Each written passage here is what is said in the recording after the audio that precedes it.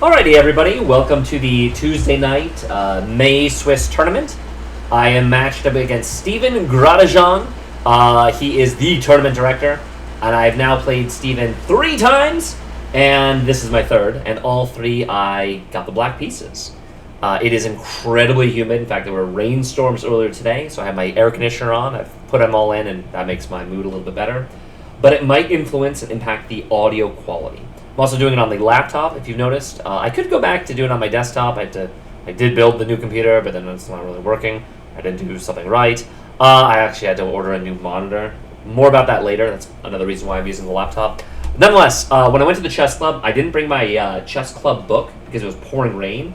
I was worried I would get it wet. So I went old school style, and I still tried to record the times. Stephen plays generally pretty quickly.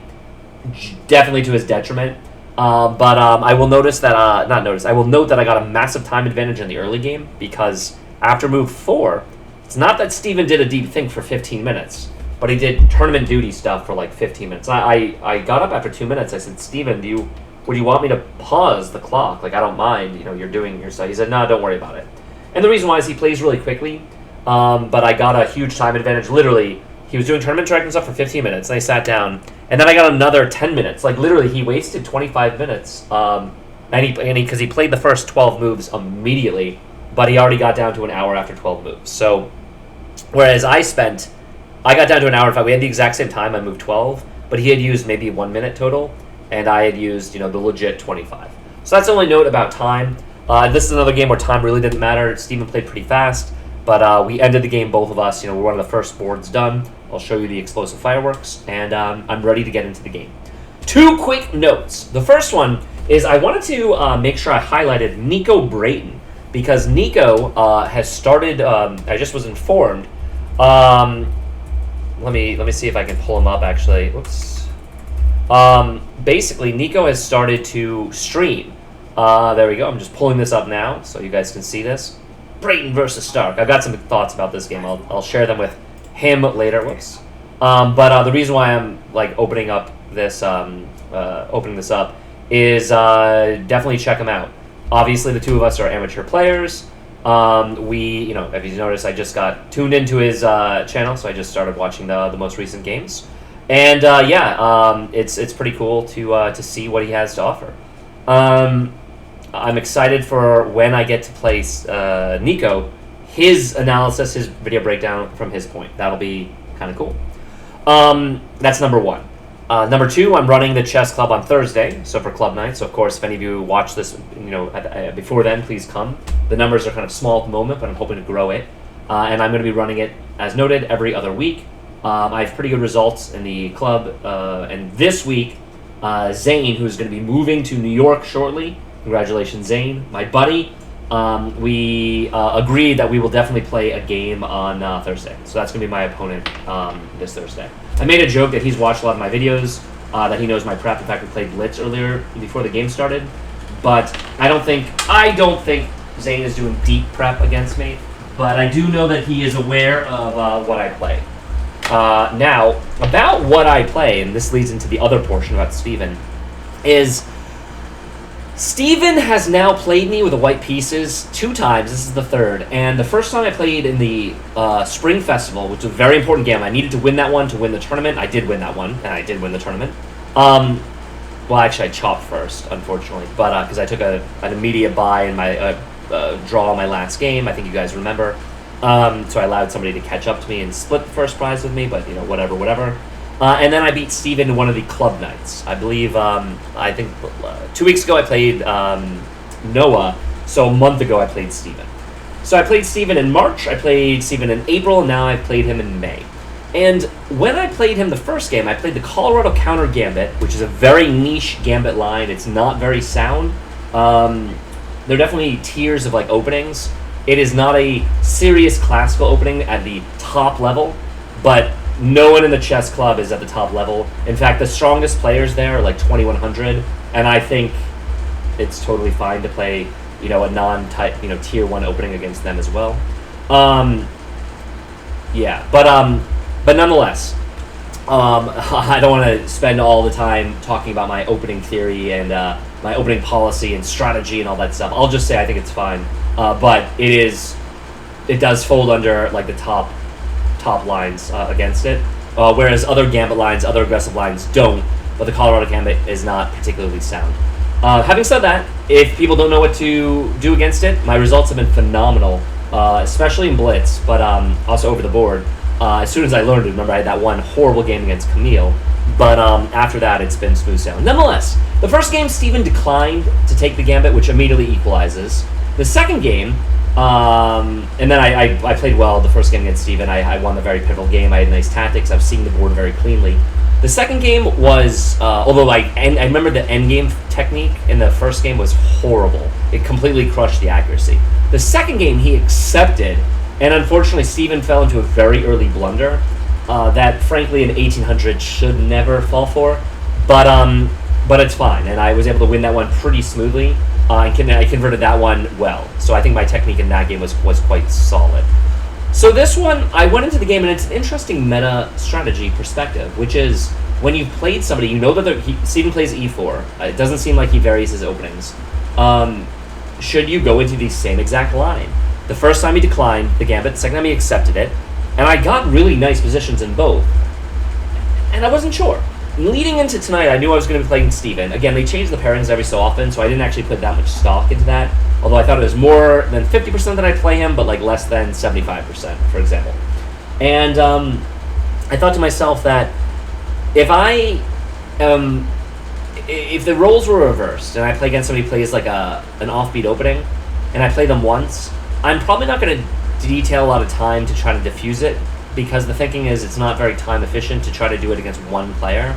For example, I spent a little bit of time preparing against c4, but really only Ben plays c4, and I haven't committed a ton of time to as black c4, to be honest. Like I will get around to it, but it hasn't been at the top of my to-do list.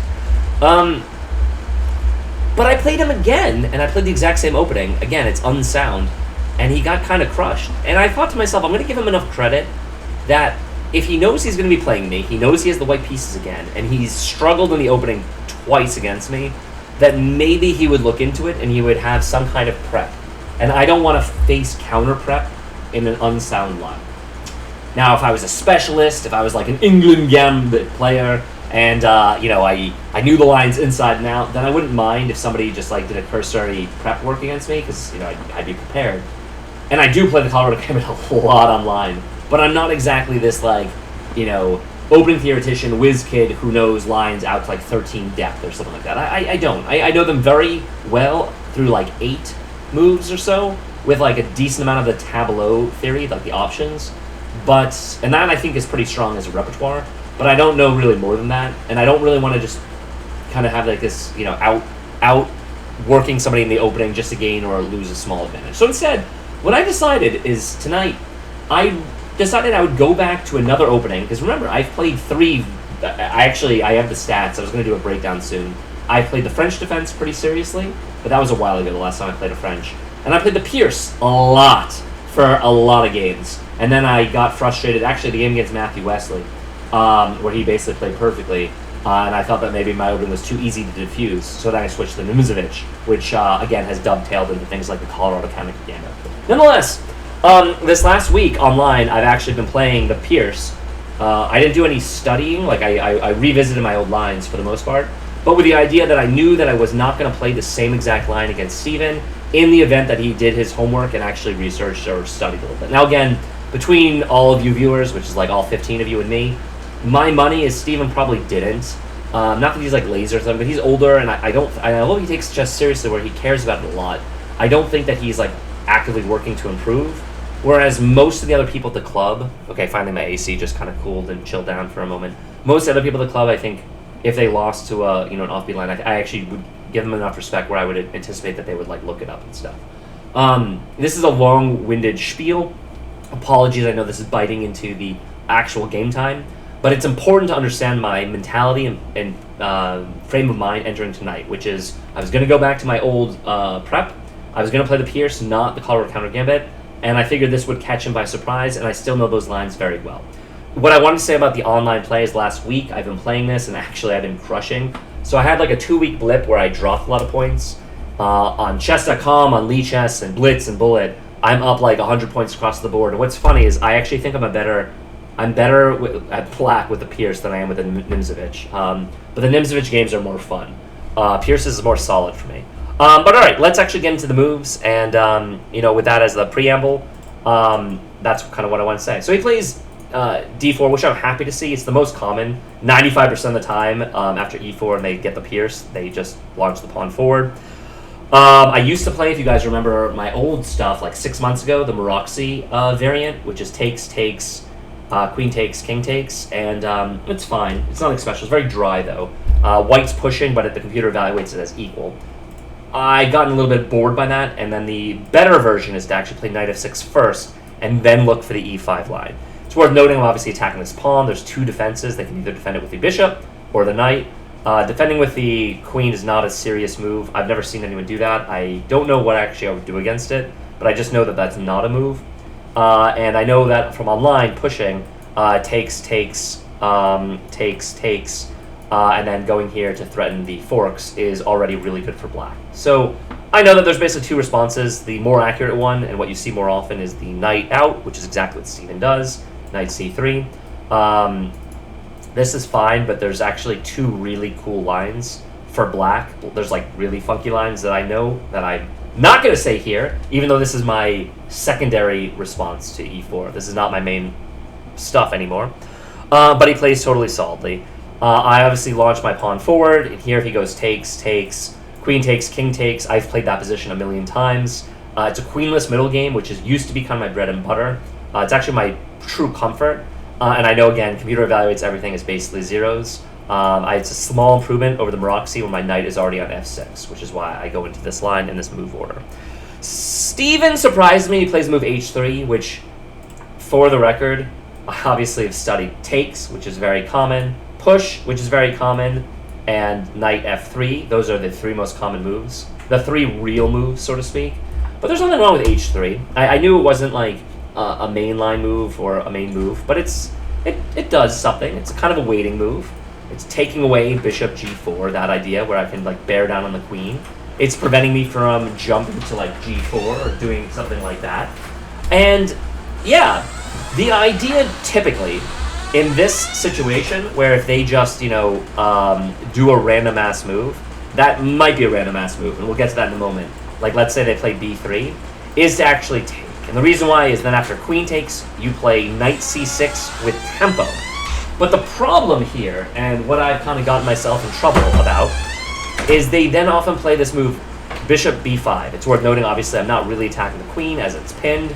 And oftentimes, if you then play a6, and they like trade, you take, you get this position, which I know is fine for black, but it's awkward to play, where like they have fast development, queenside castle, and it's not bad for black, but I didn't want to go into that type of line. So I kind of decided that, and I know the response, if you don't like that pin, you answer the waiting move with another waiting move, which is what I did, a6, and now I'm actually threatened to take. Because now, if he plays a random move, he doesn't play a random move. For the record, he plays what is the most natural move in this situation. Again, after 15 minutes, but he wasn't at the board, so I was thinking about all the responses, and for some reason I didn't. For some reason, I thought that he was going to take or push in this position, but he now plays knight f3 here. And it's worth noting, the first instinct is to take, but I thought after takes, he's kind of centralized his knight, and he's actually looking to play f4. It's sort of like an Austrian attack variant, and I don't love that. I want to be able to take where he has to take with a queen so that I can tempo out the knight. Hopefully you guys understand the move order. It's like a little minutia, but I know that all that stuff matters when you know an opening well.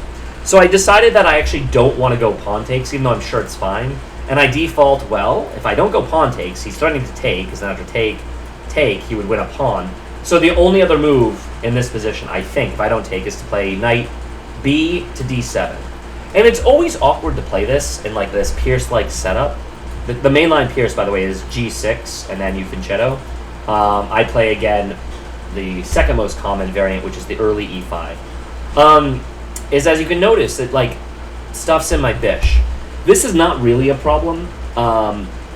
online, like especially in Blitz, when I was going back to this, I remember being uncomfortable about this.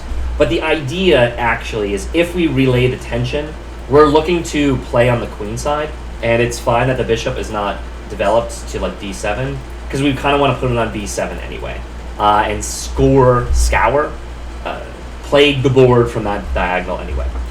But it is worth pointing out, obviously, that's a small discomfort. And this position, now Steven decides to alleviate the tension. He plays DE. Obviously, I take back. I know that this is less accurate. Why is it less accurate? I don't know. But I know it's less accurate, so I don't do that. I take back. And now we're kind of at a standstill where the position is fairly symmetrical. I didn't want a symmetrical position, to be honest. Fairly symmetrical. My development is okay. My knights are connected, whereas he has them on these standard squares on f3 and c3. And I'm 2 moves away from castling. The bishop, and then the king. You know? Like, can't really fault me for that. And Steven plays another strange move. He plays a3. Just kind of wimping out with the flank side pawns. Now, does this move do anything? Sure. It's preventing me from playing bishop b4, bearing down on the king. It's technically giving him an escape square, where if he is able to play bishop c4, which is a common idea, attacking the line on the f-pawn, if I'm then attacking it with b5, you can then retreat it to a2, which is a very common idea in a lot of these positions. So I immediately took that move to mean that his intention, and also, by the way, he's threatening to maybe open up and play on the queen side himself with b4. So on my turn, and it's funny, I remember, I wrote down note TD stuff because, Steven had used more than 20 minutes at this point. This was my first thought of the game. This was the first critical position for me, which is I want to complete my development. So let me walk you through my candidate moves. I'm actually incredibly proud of my thought process here because I end up playing a very passive move, but it's the right move to play, and I want this to be instructive to tell you like why I played it. So first off, obviously it's only 7 moves in. I have to keep reminding myself, you're not looking to win the game on turn 7. I'm looking to fight for equality. I think I've already achieved equality, to be completely honest, but actually I'm kind of curious. I assume that I've already achieved equality. Yeah, I have. Which means the opening is a success. A3 is like not a bad move, but it's not the most accurate. It's not the most aggressive. And the computer evaluates this as like plus 0.01 or plus 0.02. However you want to evaluate it, that's basically equals. Like white has lost whatever opening impetus they have. It's a pretty, I wouldn't say dry, but it's a pretty benign position. White has a little bit of threat towards the middle of the board. Technically there's a pin here, but not really, because I'm happy to just trade it off. And white still has not gotten their bishops out of the square. Neither have I, but it is what it is. So I was thinking of the following candidate moves. Number 1, we need to get this bishop out somewhere so that I can castle. So my immediate instinct was I want to get my bishop out. More about that later because I end up playing a bishop move. Number 2, I was really considering this move c6, which looks awkward. It does, admittedly. But there's 2 reasons for it. Number 1, whenever you have the knight on c3, kind of having 2 squares in front of it, especially in a lot of the setups that I play, having the pawn on c6 is very good to basically shut down jumps, okay? So it would be controlling the d5 square, which is important. It's worth noting, for a brief moment in time, I was worried about him jumping in d5, like after a pin, but it never works because before he pins me, I'm able to play knight takes e4, and white has no compensation for the lost pawn. Right, so I was considering c6. I was also considering b5, which is the other like best move and arguably what I should play, but I decided, here's my thought process. I decided b5 might be good, because it's preventing, first off, like bishop c4, which is kind of annoying, and it's opening up the square for my light square bishop so I can develop her, or him, I don't know, what is a bishop? What is anything? They're just pieces. So I was considering that, but the reason I didn't opt for that is I thought that I should be principled, and I should look to get my king safe before I launch my queen side attack. So although I thought b5 was accurate, I wasn't ready to do it yet. I thought that I should actually develop my minor pieces. Although, in theory, that is helping develop my minor piece. It is helping develop my light square bishop. I invalidated c6 for the following reason. Although I really like it, controlling these two squares, it doesn't even become Swiss. Oh, and the other reason as well is that if you push the pawn, it opens the door for like queen a5 ideas, or more likely queen b6 ideas, bearing down this way. And those are like attack pattern delta. Those are common kind of where I want to develop my queen. I also thought it made sense to just develop her to c7 so that I can spy the e5 pawn and further support it, so that would maybe in some lines free up my knight to move elsewhere. So I really gave strong credence to c6. I thought it was pretty good.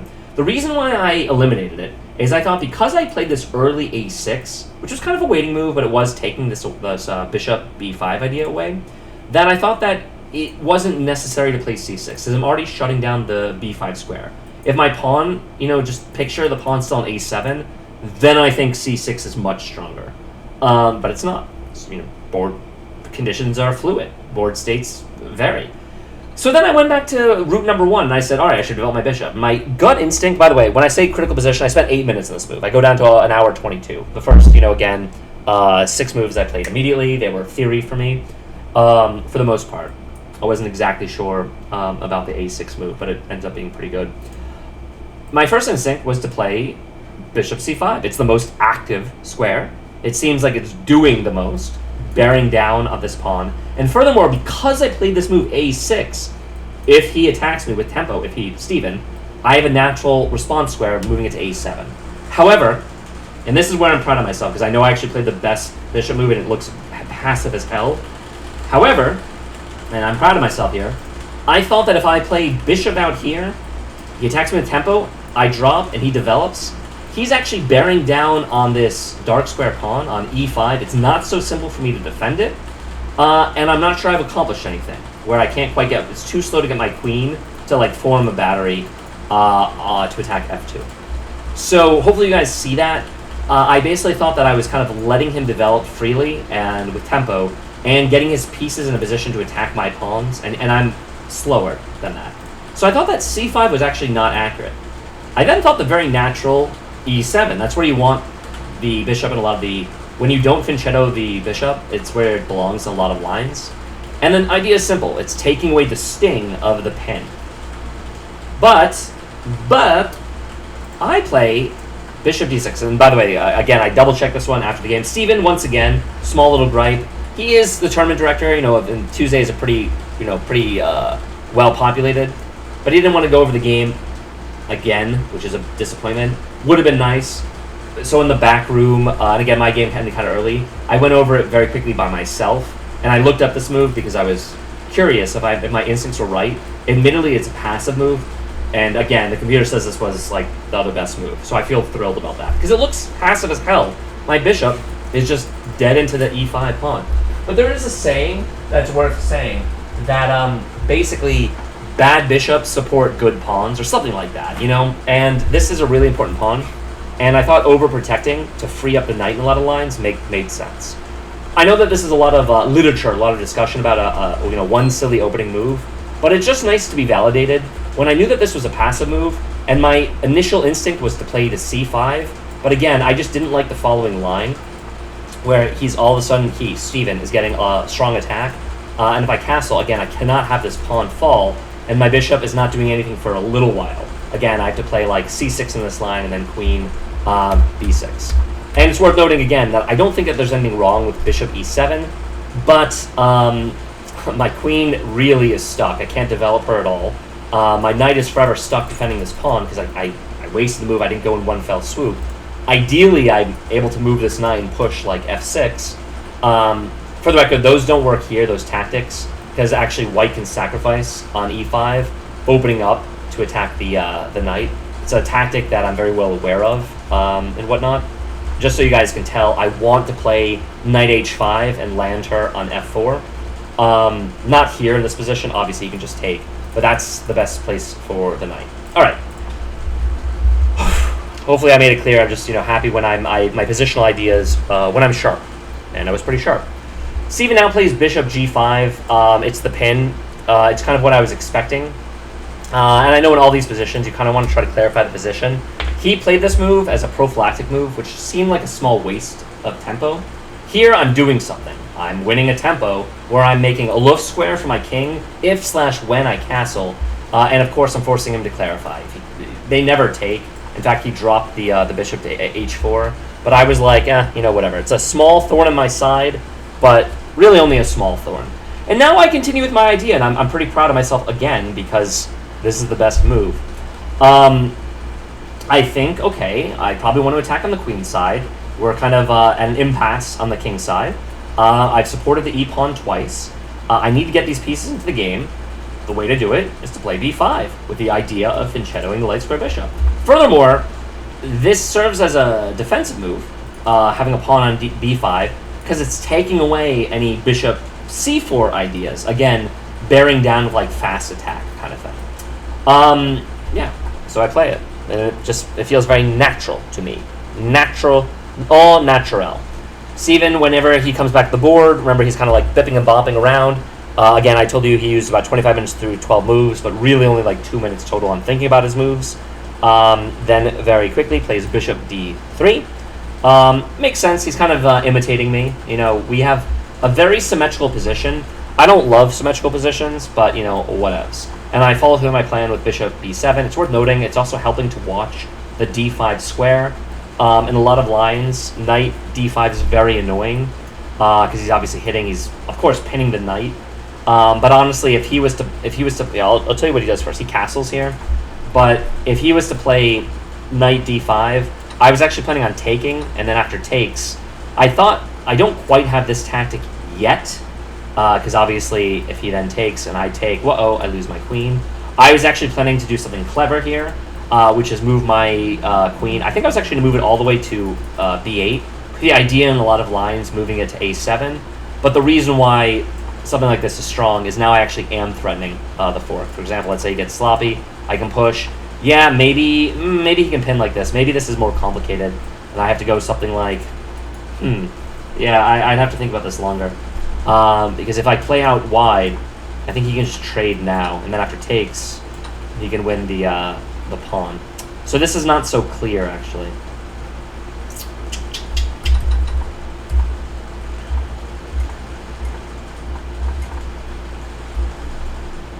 I'm actually curious if this is any good. If I trade, yeah, it's mine. Okay, so it is -2 because e4 is winning according to the computer, which is what I was saying. Okay, e4 immediately. But I thought this doesn't work here, because I thought he could just take. What am I missing? Oh, doi. Now you play g5, and now you're hitting both pieces. Okay, of course. I should have seen that as well. From the positional idea for the record, hopefully I did know that, or was thinking about that as far as dislodging this so that I would be able to play to e5. Again, none of that happens, so it doesn't really matter. But I was just showing that as a sample line. Instead he castles. That's if he plays the knight d5. That's why, right, I would have just taken. Right. What did I want to say in this position? Oh yeah, and it's worth pointing out, I don't want to play g5 here. He just then retreats his bishop, and I thought his bishop actually belonged on g3, where he's putting more pressure on my e-pawn. In those lines, I don't have the knight h5, which again is a common idea, because he then has the sacrifice. So to show you guys what I mean, let's just pretend we do it here before I play this sample line. His bishop belongs on this diagonal. If I go to trade the knight for the dark square bishop, which generally would be for my benefit, I thought he has this sacrifice. No, maybe I can take then. No, he doesn't have this sacrifice, because I can take, and I'm hitting the rook in such a position. So if he wastes time doing this, boom, I win this piece. And he doesn't have any desperado. In fact, he's just losing the piece. So maybe I do have this line.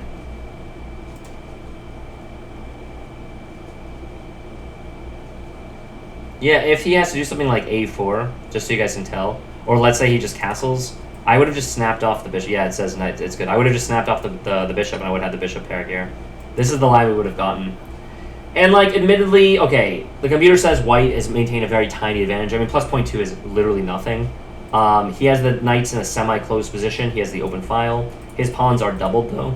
and I have the natural fianchetto. I mean, the truth is, again, this is now becoming an asymmetrical position, something I enjoy. I would rather play this. However, I don't want to. I didn't do this, and again, because this was all predicated upon the G5 idea. Because I would never then, well, not never, but I would probably not look to kingside castle in such a line. Anyway, again, it's all moot. Just kind of sharing my thinking. He castles. And I start thinking of a plan. I spend, this is my second critical think, if you will. And because here I go down from, the hour 15 to an hour 05, so maybe 10 minutes. And I start thinking about what I want to do. And I said, all right, the default is probably to castle. Am I safe to castle? I thought maybe, but I thought maybe I could do something first. And I thought maybe in such a line, if I was to play my knight out and then develop my queen, hoping to kind of bait Steven into trading, thinking that he messed up my pawns, basically holding back on castling with getting the ideal setup of a rook on g8, the fianchettoed light square bishop, and with the knight being able to jump and getting to f4. And I thought in such a pattern, especially because then I actually can queenside castle, I thought I would be significantly better. So I was kind of getting excited about baiting him into trading this without having to launch g5. So I thought, how do I accomplish that? And I thought that my first move has to be knight c5. Now, I could maybe take the bishop and just play bishop pair with try to open up the board. But I thought I saw something better. And again, the idea is to move queen d7. In some positions, if I am able to swing a knight to f4, the classic Hikaruism, a knight on f4 is worth at least a pawn. Maybe that's a Kasparov saying.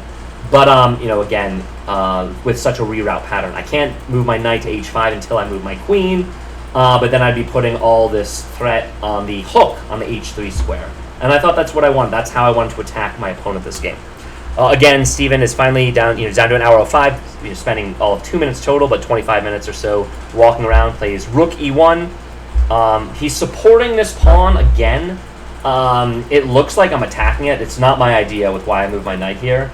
Although, technically, because this wasn't really attacking it, so he's kind of overprotecting the pawn. And I was torn between playing queen d7 here or the move I played, which is, as you can tell, knight e6. I was thinking this is good, and the reason why, just so you guys can see the sample line, what I calculated, is in such a position, let's say, I don't know, hitting the pawn maybe, I thought I was free to castle here. And again, with such an idea, such a position, trying to just, well, not here, I obviously don't want to face anything like that, but the idea is I get a rook on g8, probably dg8, and I can even look for different sacrifices. I thought different takes, and then playing the dark square diagonal. Basically, it looks like black is having all the fun here. So I was thinking very seriously in such a position. Let's see, move 12. Yeah, move 12 because I spend, the last little bit of think. Because the next 5 moves I bang out in 5 minutes. So I was calculating between this move and then the move I played, which is this. And I thought, nice. I mean, look, anytime I play a move, unless I'm low on time trouble, which almost never happens to me, I always think it's a good move. And I thought I was just, rather than go playing the knight to h5 to f4, I thought I was rerouting e6 to f4. Again, thinking that if I land a knight on f4, not that I'm winning, but he can't ever play g3 because then it hangs this pawn with check. Again, and then if I jump back and he trades, then I've opened up the h file. Again, incredibly powerful and strong stuff, especially when I haven't castled. Again, I'm holding off castling for this reason in case he opens those lines for me. That I thought I was accomplishing something. I thought in such a position, because of my old calculation, that, well, what he played doesn't work. And unfortunately, this was my one real misstep of the game. And you're going to see why. Steven thought for 6 minutes, and so he finally is thinking at the board. He's finally at the board, he's handled his TD matters, and he's finally thinking. And he spends 6 minutes here to play knight d5. And let me see, I'm going for 30 minutes. I've been talking about a lot of random stuff. And, the reality is with this knight d5 move, unfortunately, I think I mentioned I played the next moves in 5 minutes. I actually should have thought more here, because I think I make a pretty serious mistake. Which is I calculated bishop takes, pawn takes, knight f4, thinking that I'm attacking the piece twice. And then if he ever dislodges, there's a lot of, like, if I can take with the knight, and then he thinks that he can take back, I have a lot of these bishop check on h2 tactics with the queen winning the queen. Hopefully you guys can follow that, but that's why I thought that this was suddenly safe for me. Suddenly Susan. But unfortunately, I take immediately. Again, I really, really, really should have considered another move here. Again, even something like c6 looks kind of awkward, but then the idea if after takes, I've still opened up the g file, which is kind of what I wanted. Although it's awkward, because again, there's still this pin that is becoming more and more annoying. Instead I take, and when he takes back, now, unfortunately, and again, I didn't really have time to think, I realized that flying the ointment, which is when I play knight f4, which is, I thought this move was forced, it's not actually good, because if he plays knight takes, I don't have time to go knight takes pawn, because then he plays knight c6 check, and this is the punishment for not having castled, and then with the discovery, he wins my queen. So I can't actually immediately win this pawn back. Again, he's threatening to come in. So in this position, I realized I made a boo-boo, and I wasn't sure how bad it was for me. Again, I still thought I had a lot of play, like if I got my king safe to move up, you know, again, a lot of these sacking ideas, and whatnot. But I think it is quite bad for me, at least for the moment. Yeah, once I play knight f4, Steven wastes no time. He plays knight takes e5. And yeah, this is trouble. Trouble ahead, trouble behind. Don't you think that notion just lost my mind? By the way, if I play something stupid like bishop takes, he goes rook takes with check. I can't castle out of it. And I actually don't think king to f8 is bad. I just thought that this piece, the rook would kind of be in jail for good. So, and the reason why I played my move so quickly is I thought I had no other choice. I thought I was kind of forced to castle here. Yeah. In some positions, I thought I was going to just get the d-pawn back, and I have like an opened up center. It's worth noting he now has the bishop pair after I'd gone to great lengths to where I would maybe be able to snap it, crackle it, and pop it. But you know, that's chess. That is what happens. So I kind of made a little bit of an inaccuracy there, a bit of a boo-boo. However, Steven kind of resolves the tension too quickly. And again, I told you all I very quickly analyzed this one in the chess club by myself. So I know that Steven was after my blunder. Basically, I made one big mistake this game. Otherwise, I played an incredibly good game. You guys will see, which was this. He actually helps me immediately as soon as he plays bishop takes. Black's already even slightly better, and the reason why is when he played this immediately. Steven's down to 53 minutes. I spend only 3 minutes because the threat that he thinks. Steven thinks that he's threatening is queen takes, knight here, threatening the fork. But Steven didn't analyze it deeply enough. And I saw that because of my knight here, I have different mating ideas. I have an intermitsu with moving my queen up. By the way, this all happens, and we played these moves like blitz, basically, because I calculated this stuff. Basically, because I can move my queen up, threatening here, and if he tries to do something kind of silly, like push the pawn, I actually start snapping pawns. I'm pretty sure he's getting mated, where this is getting opened up. Meaning, and this again happens after takes, here, queen to g5, he kind of has to block with the queen. By the way, it's worth pointing out that I momentarily considered sacrificing the rook, because after boom here, starting to gobble pawns like the b pawn, but I then decided that was not worth it, but it was interesting. I'll show you what I mean in a moment. I think Steven wanted me to, here, I'll just obviously take with the queen. I think Steven wanted me to take with the pawn, but I actually briefly considered this too, because I actually think this is still pretty good. He doesn't have a ton of squares for the knight, and the ideal setup is to get the g file for my rook. I didn't love this because I thought the light square bishop was kind of beastly. Like why open my king when I don't have to? And again, if I was losing the exchange, then I'd heavily consider it. But I saw a bit deeper than this, which I'm pleased about. So we go into this line. I thought that this was forced. I, again, briefly consider queen takes on b2. I'm actually kind of curious. No. Yeah, I play the best move, queen g5. Yeah, queen takes b2 is bad. It's a bad piece sacrifice. So, I mean, I don't do it. I very quickly evaluate it. And once I play queen g5, I mean, you guys can see the threat. Checkmate! And again, Steven can't stop it with g4. He can't stop it with g3, because I still just take anyway. I have a ridiculously good dark square bishop, so it seems like Steven's only chance here to kind of fight for the draw or so is to play queen g4, which is what hits the board. I only spent another minute here because it doesn't seem like I have a lot of options. Now, granted, this piece is defended, this piece is defended, and I could play like the rook fd8 here, but I thought if I take, he doubles his pawns, and we'll hit an endgame where it's worth noting I'm going to be able to win this pawn on d5, so I'm not really down any material, although it's +1 at the moment. I thought I'd have a slightly advantageous endgame if I trade, because I thought this was all forced. And this all is forced. I then attack the knight. There's only one square that the knight can trade. I tried to see if there's a way for me to trap it. I can't. Obviously can't move anywhere else. So Steven moves to e5. And I just take the pawn. And this is the position we get. 20 moves in. Steven is down to 50 minutes. I'm down to 55 minutes. So I have a small time advantage, but it's literally all because Steven spent about 20 minutes being a tournament director. Hold on a second.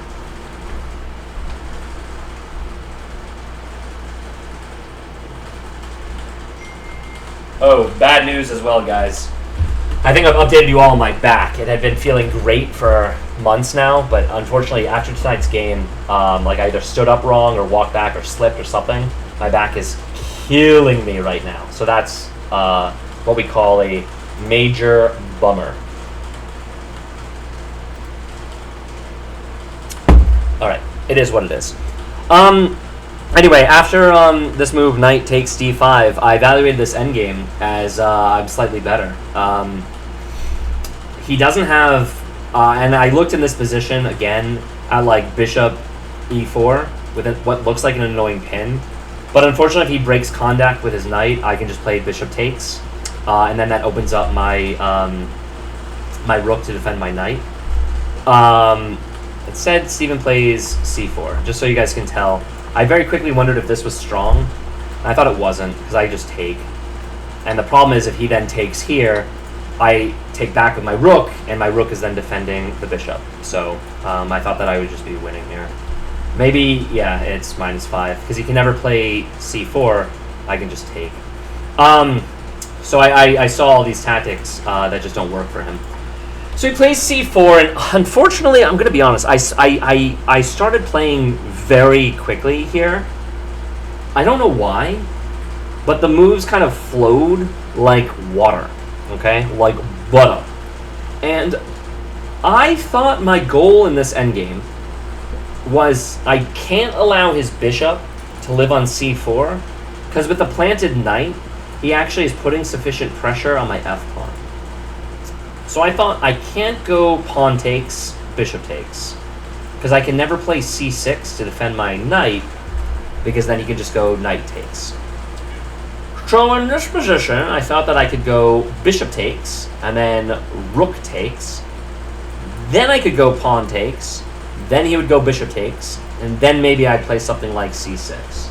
And I looked at that, and I was like, that's okay. Okay. And then I calculated something better. I thought I could go back to f4. Again, I do have like forking ideas and like checks. But directly I'm attacking the bishop because I have a, the tactics 101. This bishop is defended by the knight. So in such a line, if he does a random improving move, I would then be able to play bishop takes knight, rook takes, and then knight takes bishop, okay? So I can kind of ignore the threat of the pawn. So I thought if I moved, he has to move the bishop. At least so I thought. If he moves to e2, he blocks his rook. I can like take the center completely. I thought that was a win. I can sort of trade whenever I want, but I don't really want to help him double up. I thought his best move might be moving back to f1, and I thought it was kind of passive there. And I thought, again, I've alleviated the worry of him attacking my my knight. I also thought that I'd have kind of like some fun ideas myself of then playing like bishop c5, opening up the rook. And I thought in such positions, like after knight, and by the way, I do play this move. Knight here, retreat, add block plus. If you played here, then I'd actually just be able to, again, possibly just be able to go takes, and I could maybe just take the second. With the idea that if he then goes pawn takes pawn, we go pawn takes. I'm hitting here, and my rooks are more active in the endgame where he's got the double pawns. Again, I didn't think it was much, but I thought that made me better. It's worth noting I had the lift square, so I'm never worried about my back rank as well. Unfortunately, and I did think very strongly that bishop f1 was his best move here. I'm kind of curious if I'm right. It is. Okay. You know, when you're good, you're good. I thought that was his best move. But he plays what I think is a very bad move. But it looks good on first glance. He plays bishop e4. Now, why does this look good? By the way, Steven's down to 48 minutes. I'm down to 52 minutes. Well, he's attacking the rook. The rook. And the problem, if you guys see deeply, is if I move to b8, he's got this very annoying move, knight to c6. Oh dear. He's then forking me, winning the exchange. Well, you say, what if I move to a7? He still has this move, forking both rooks. Well, then clearly I need to play rook ac8. No. Then he plays bishop b7, hitting the rook and the pawn. That's even worse for me. And then, of course, if I move back, he just starts grabbing the pawns, and my position falls apart completely. So I, again, think I kind of outcalculate Steven, and I think to myself, I kind of chuckle, I say, oh my god, I can sacrifice the exchange, and I think I'm winning. And at this point, again, it wasn't like a cockiness, but I did play the next moves, and I played the next bunch of moves in literally 2 minutes, because again, I'm proud of myself, so let me enjoy the victories here. I calculate bishop takes knight, bishop takes rook, bishop takes pawn, and the key here, guys, is that wherever he moves the rook, I can either start snapping up a lot of pawns and basically have connected passed pawns, or be able to move back with tempo, hitting the other rook, giving me 2 pawns, more importantly open, after I take back the bishop. Now again, I'm not going to lie to you guys, you watching the videos. Did I think I was winning after this? No, absolutely not. Was I thrilled about this? Sort of. It's more of, okay, I'm going to have to go down the exchange here, but I thought I was getting a lot for it, like a lot. So I wasn't sure that this was worse for me. In fact, again, this is winning for me, and you guys will see why. And I connected the dots pretty quickly, so pretty happy about it. So what ends up happening? I shrug my shoulders. Takes me again 1 minute to play these moves. I play bishop takes knight. Steven wastes no time, and again, I think the position's already maybe lost for him. Actually, hopefully you guys can see the calculations and the follow-ups, because he plays bishop takes on a8. I go bishop takes on b2. Steven, to his credit, plays rook a2. For some reason, I thought he was going to play rook b1. I thought that was more accurate here. But maybe he's trying to like double in some lines. He plays rook a2. And this is where I'm very proud of myself, because I see the move, which is knight can play to d3 after he takes, and he's going to be on these forking squares. So I just very calm, cool, and collected play rook takes on a8. And certainly you guys can see the thread. If he plays rook takes, I go knight takes. He has to stabilize them. I then take, and then after rook takes, I play pawn takes pawn. And look at that. The hero of the day is up 2 clear pawns. Granted, they're doubled, and it's not like a clear win, but it's a pretty easy endgame where I either going to win very easily, or I'm going to draw in one game. And Steven does not have the greatest fighting spirit, so it would more likely be the earlier rather than the latter. So I'll show you how the game ended, because unfortunately Steven did not play the best moves from this case. Again, I think he has to go rook takes and let me basically snap everything off.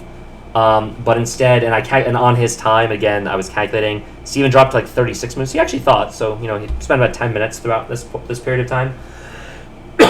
And the reason why is after he plays g3, I actually play d3 immediately. I'm hitting the rook, I'm defending my bishop, it's just really good for me. And the reason why all this works, hopefully you guys can see this, is after rook d1, I now just play pawn takes pawn. And this is just a better situation for me. He should have taken, and then after knight takes, we'll go something like rook here. Actually, I think it's more accurate to play back here, because I think he wants to have the e-file. And then after takes, I go takes. And I thought this position would be very comfortable for me. It's not like it's over, actually. In fact, the computer says b takes on... I was going to play bc4 in this position. But apparently, c5 is better. Oh, I get it. You want the connected pawns, because if you're able to play c5 here and he takes, you take back, and now you have these pawns here. And if he tries to attack them, well, we just play rook c8. And our plan is pretty easy. We just literally run it down the board. All right, cool. I think I would have been somewhat inaccurate there, and again, it would have been quite the game. But instead, we get this position, which is just flat out worse for white. It makes things very easy for me. I play cd3. My knight is defended. On his time again, I think Steven's only chance, and it's losing, I calculate, is he needs to go rook takes knight, pawn takes, rook takes bishop, and then I have, and this is exactly how the game ends. So I kind of end it in style. He plays rook takes on d3, I go pawn takes, he plays rook takes b2. I beat him to the spot with rook d8, and as far as I could tell, this was unstoppable. Steven actually blunders. I thought his only move is to play rook d2 here. Everything is lost, it doesn't matter. But instead, Steven makes the game very easy for me. He plays king f1, and now, unfortunately, he's completely cut off. I look at him, I'm like confused. I end the game with about 50 minutes because I played d2, and Steven topples his king. He gives up. He had played to mate before, but I'm basically going to mate him pretty quickly because he has to sacrifice the rook for the pawn, and then after takes, this is easy mop-up duty for me. I'm glad he didn't make me prove this, because we would have wasted those valuable minutes of my life. And I win the game. 29 moves. I feel happy, of course. I think I played pretty well. I switched to the Pierce, and that's good. I actually have 2 points out of 3 in the open section, which is nice. Yummy points from Steven, which is really exciting. I also beat Noah in the Club Night, which should bump the rating, and I have the Date with Destiny playing Zane this Thursday. Now, that's exciting, so my rating is hovering around 1750 or so, because next week, the last week of the May tournament, I play Peter Davis. Now, I don't really know Peter at all. Excited to play against him. His rating is over 2,000, so Peter Davis is a very strong player. I think anyone over 2,000 is very strong. There's a couple people over 2,000 at the chess club. And Andrew Jesselson, I don't really know him. Charles, he's a young kid. I've played Charles in Blitz a few times. And although he's beaten me every time, we've had some very close games where I definitely can hang with him, but he's clearly better than me. There's no question. Alexander Goloskover, who's a young kid as well, who's actually played my friend Ryan. And then Peter Davis is the next best after all those people. So I'm going to bring my A game. I'm going to try to beat him, of course. I think I've said this before. I'll say it again. I think I can beat anyone at the club. I do think 2,000 level players are very good. So it'll require me to be on my A game and perhaps them to not be on their A game. But yeah, let's see what the computer says for the game review. 555 day streak. Not too shabby. 91.2. Yeah, I mean, as the computer says, I made that one pretty significant error in the mid-game or early mid-game right here. But other than that, I was quite accurate. Steven lost his advantage, and then I was very strong afterward. So 91.2 is very good. I'm very happy with myself. I think my tactics were good. I was seeing the board well. Near perfect endgame, which is great. And I got the dub. House money against Peter Davis. He's, almost, what is he? Actually, I mean, this rating is wrong for me. I'm like 1750 or so. But he's like almost 300 points higher than me. That's a game where losing that will not hurt me very much at all. So I have nothing to fear. And the crazy thing is, guys, if I actually find a way to beat this guy, which would be, again, non-zero, but highly unlikely, I actually have a chance of winning prize money in the open section, which is like mind blowing. You know, that would be a big accomplishment for me. I've obviously won the U1900s a few times at this point, but you know, the open section is the open section. Like that would be the feather in my proverbial cap. All right, this has been almost an hour. Hope you guys enjoyed it. The Pierce win, again, going back to offbeat lines, given I played Steven in the Colorado Counter Gambit several times. I think it paid off. I think I knew the theory pretty well. The mid-game I'm going to have to look at because I definitely made that error, which I think someone sharper would have definitely punished me for. But other than that, I played a strong game. My tactics at the end were pretty good. Bailing out with the exchange and it ended up being a totally winning position is nice. Alrighty. Have a good one, everyone. You'll tune in for Thursday. Check out Nico Brayton's YouTubes as well. Alright, bye.